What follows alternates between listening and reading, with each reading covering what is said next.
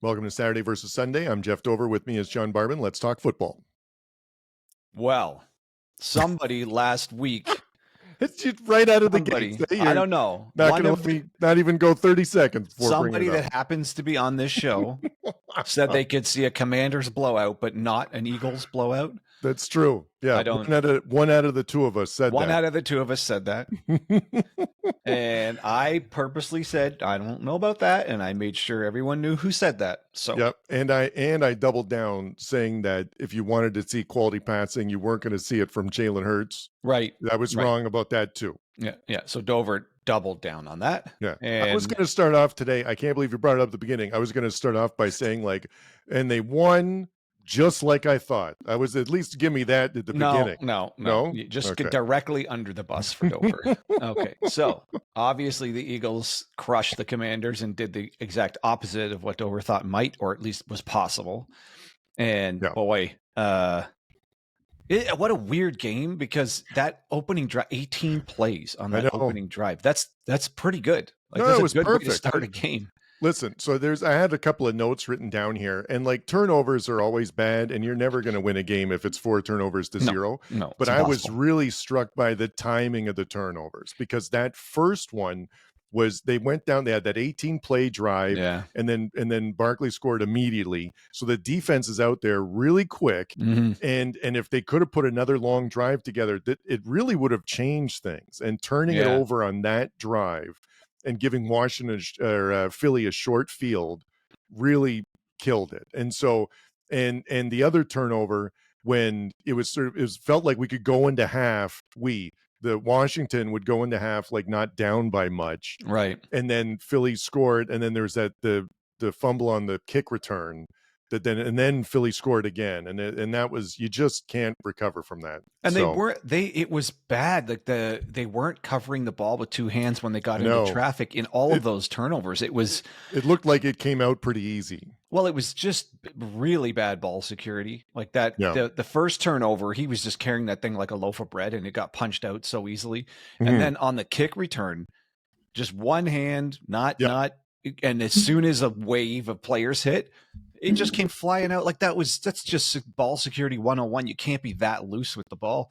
So their inability to hold on to the ball was just inexplicably bad. And then it was bad. And then Eckler fumbled too. So it was just, and then you don't expect that of him. But again, it's just bad. You can't overcome that. You can't overcome that in the playoffs.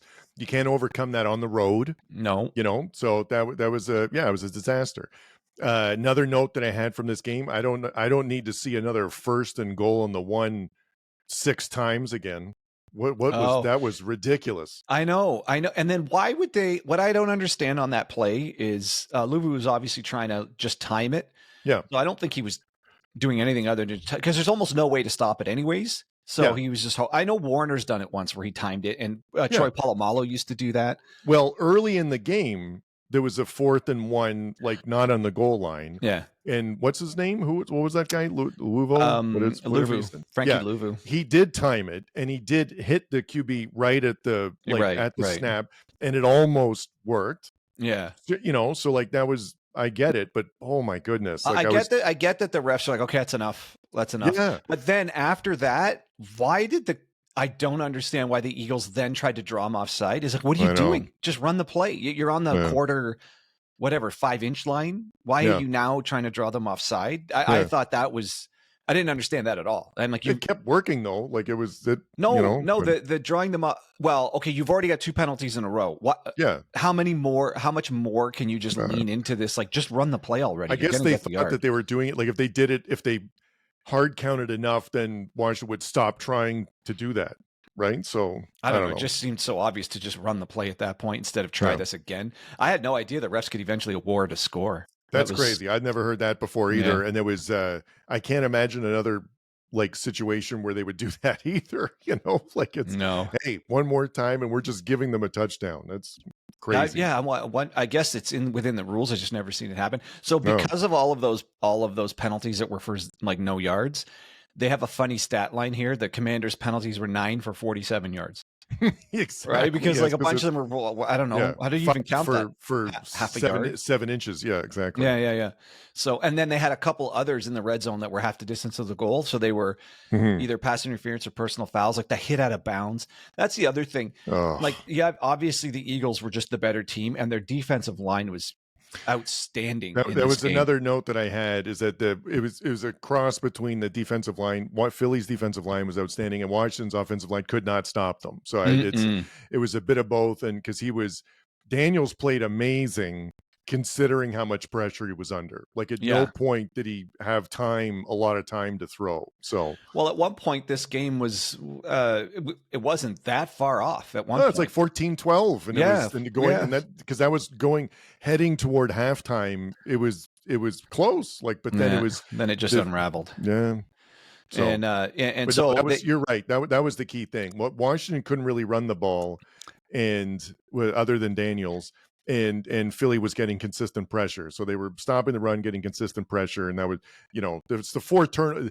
It was amazing that it was that close, but it was because of the 4 turnovers. That's really how it got away. But that was, in terms of the gameplay, you're right. That was, and then it got so out of hand that somewhere early in the fourth quarter, I have a note saying I don't want to say give up, but Washington's defense just lost the will to fight. It was just too many times handing the ball back, and they just couldn't stop the run.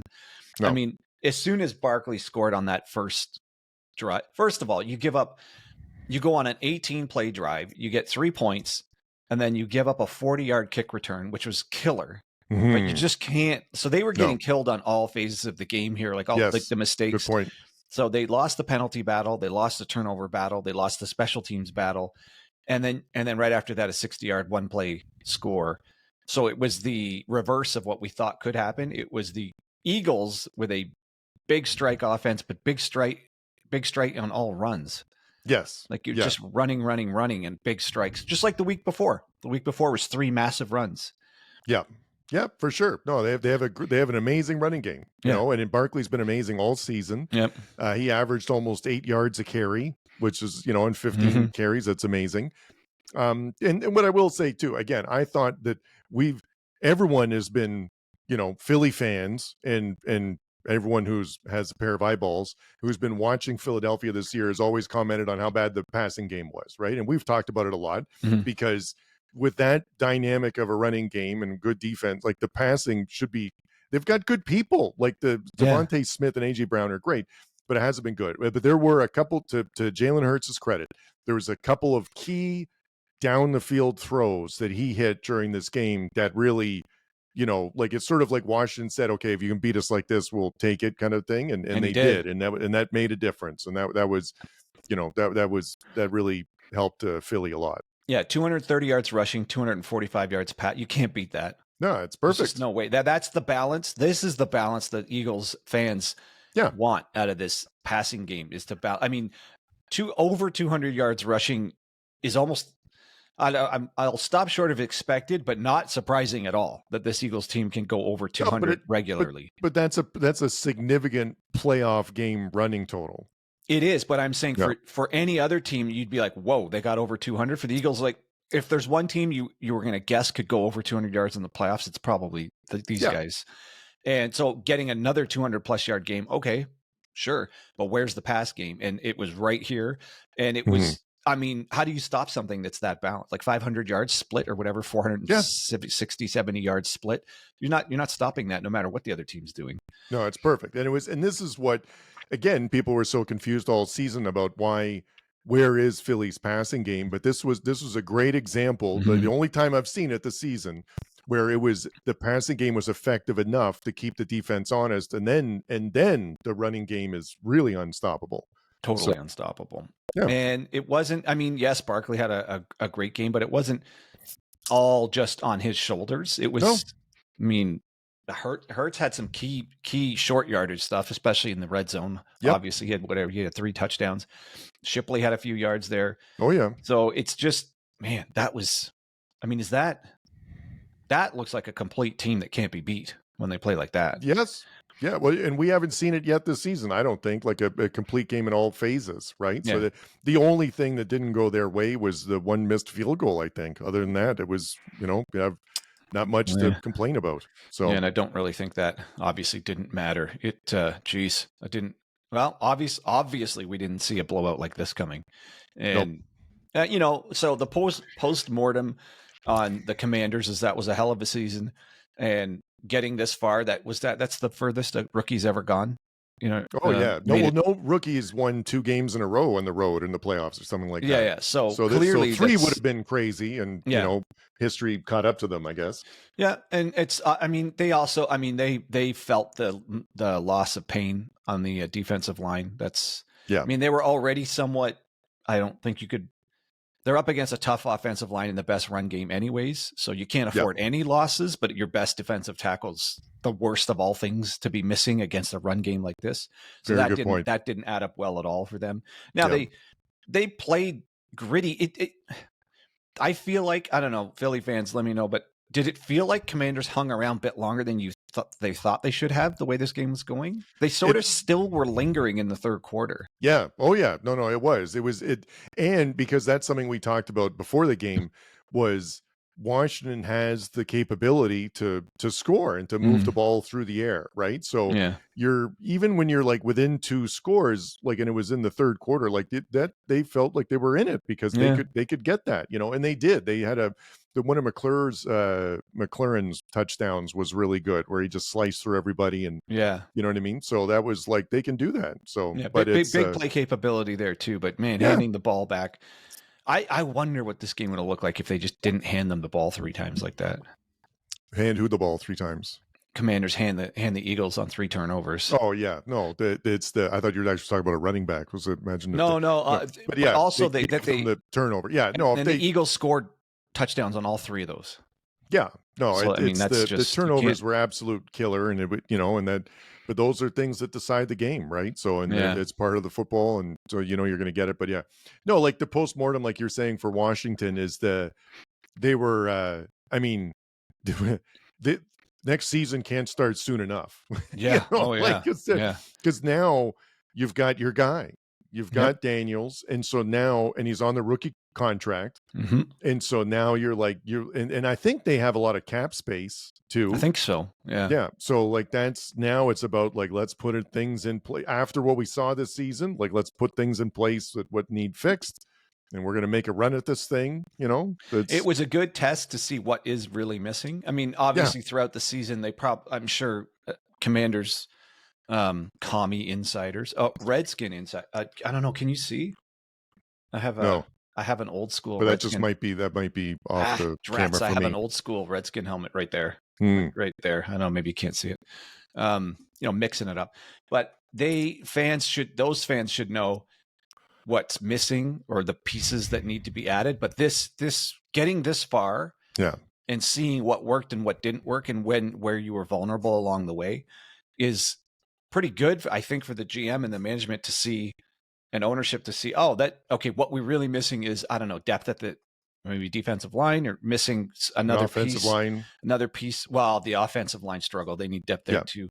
But really just the lines. They were, I would think they were more or less undermanned versus at least Philly on the lines, yet they still hung in this game pretty good. Yeah. For what they do have. Yeah. So it's revealing as to what needs to be added to the team, I guess, getting this deep and seeing what you could get away with and what didn't work. No, and I think it was, again, Daniels was amazing. He was under pressure so much, only sacked 3 times, and it speaks to the John Barban 2024 thesis, which is the mobile quarterback, right? It was both teams, it was critical when there was when the defense is lined up correctly for the play you're trying to run, and everything is covered, and then they just scramble ahead, even if it isn't for a first down, even if they just get 4 or 5 yards or something like that, all of a sudden it's like 2nd and 5 or like 3rd and 3 or something, and that makes a huge difference, and both these quarterbacks did that. Yeah, I'm wondering if a Stafford or a Goff can win the Super Bowl now, when these are what you have to get through, is guys that are mobile like this. And Jalen Hurts looked full speed. There was a little bit of speculation about the knee, but it didn't stop him. He looked good. That's the best he's looked all year, maybe. It is. I've never seen him. The specifically in the first half, he had a like a 30-yard pass to AJ Brown down the sideline, which is the best thing I've seen him throw like ever, like this season. Like it was a good read with a really good throw in the right in a place. The only place it could have been, the ball had to be for the guy to get it. Like he's really good with the intermediate and downfield outside the numbers stuff. He's obviously he's a good quarterback, but man, he's good at that stuff. His downfield outside the number stuff reminds me of peak Russell Wilson. Like that he's got that whatever that is, that like a specific type of accuracy on those. He has that like totally. Yeah. And man, Philly fans, is that the passing game that's acceptable? Like, is that AJ Brown's books are working here or something? And maybe Hurts is reading that book and start passing it around. Passing around. Yeah. Man, that look like a team that can't be beat. And that D line looks like it's ready to like avenge the loss in the Super Bowl a couple of years ago. Like the way they're playing. Feel pretty good about them against KC? Well, we're not doing our prediction right now, are we? No, but I mean, we did the Washington postmortem, and we know that Philly's playing KC next. Okay, so we did the postmortem. Great season for Washington. All arrows pointing up there, obviously. Yeah. Philly looks like there's no reason to think that KC's going to overwhelm them in the Super Bowl. I mean, this team looks amazing right now. But if they play like this, no turnovers, cause some turnovers, dominant run game, passing efficient, to keep the defense honest. It's be hard to handle, like really hard to handle because of that, specifically because of that run game. Obviously, Kansas City has a stellar defense, and they have Mahomes, which is hard to handle. It's amazing, but Philly's run game is significantly better than Kansas City. It's so good, right? It's so good. And then head to head, if you go, we'll do this later. All right, okay. In the Super Bowl preview. So I mean, this seems like it's been coming for a while now. It was sort of the Cinderella story would have been the Commanders, but it was sort of towards the latter quarter of the season. It looked like Philly was just building momentum, and no one in the NFC was really. I mean, who was really going to chat? I mean, it was Detroit and Philly is what it looked like, but Detroit just kept losing pieces, and it started to become apparent. I mean, there's just nothing left on this defense. Is that ever going to catch up with them? And it seems like it did. No, and that's a really good point, because that's what Philly, with this game, their defensive line, they've got some really good people on the defensive line, and they were dominant today. And that just changes the game. So totally. And their offensive line's great too. I mean, Detroit's offensive line's great too, but Philly also has an intact, better defensive line. Even if Detroit had Hutchinson and everyone back, I still think the defensive line on Philly's better. Yeah, it's really good. And so it's all there. I mean, this team's completely capable of winning the Super Bowl playing like this. Yeah. There's no reason to think. I mean, do you think they'll be favored? The early line is Kansas City -1.5, I think. So it's like a pick 'em. It's just a pick 'em. Okay. Well, I don't know. Do you have anything else? It was just dominant performance. It takes a big man to admit when he's wrong. Okay. But I'm not a big man. Right. No, I'm just kidding. So I was wrong. I was wrong. Like, we hadn't seen Hurts play like that all season. No. And he did. So, 7 rushing touchdowns is wild. It's ridiculous. Wild. So a quick strike rush offense is wild too. Yeah. No, it's good for them. They crushed the NFC Championship game by 30 points. 30 points. Yeah. So we missed the cover by just a little bit.